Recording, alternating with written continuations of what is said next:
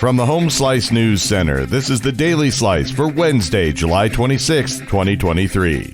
I'm D-Ray Knight. This is what's going on. As motorcycle traffic starts to increase ahead of next week's start to the Sturgis Motorcycle Rally, law enforcement is encouraging both riders and drivers to be aware of each other.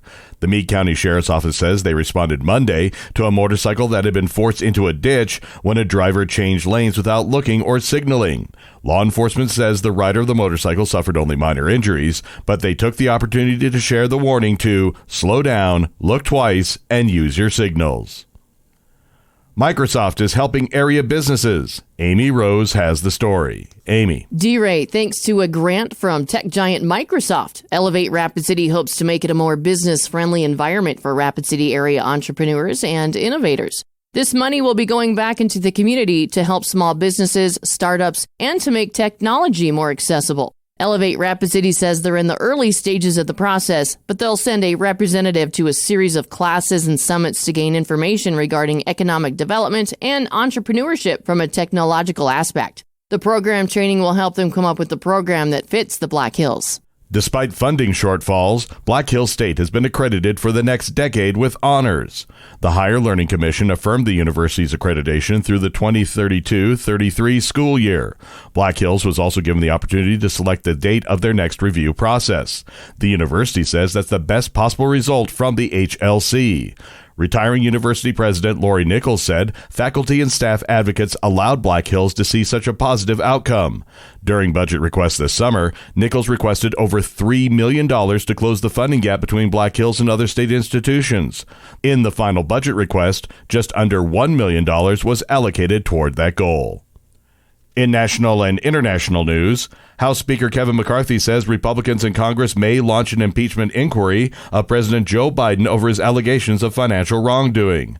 That would be the first step toward bringing articles of impeachment and could go into the campaign season.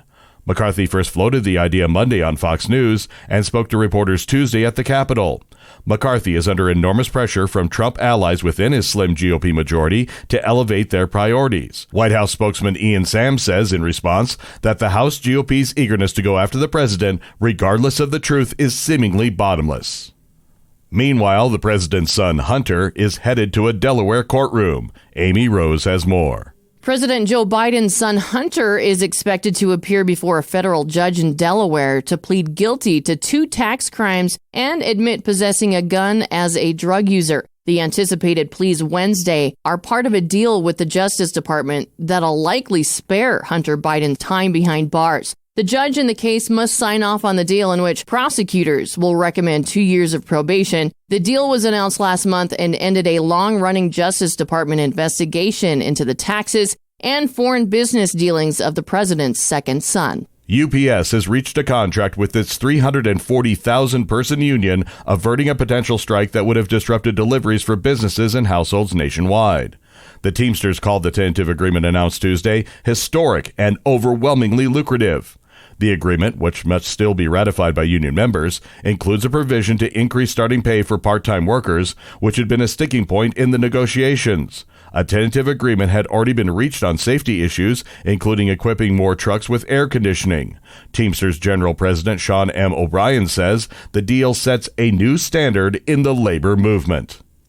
Your weather forecast from the Home Slice Weather Center. Mostly sunny and hot today with a high of 97. Low tonight, 67.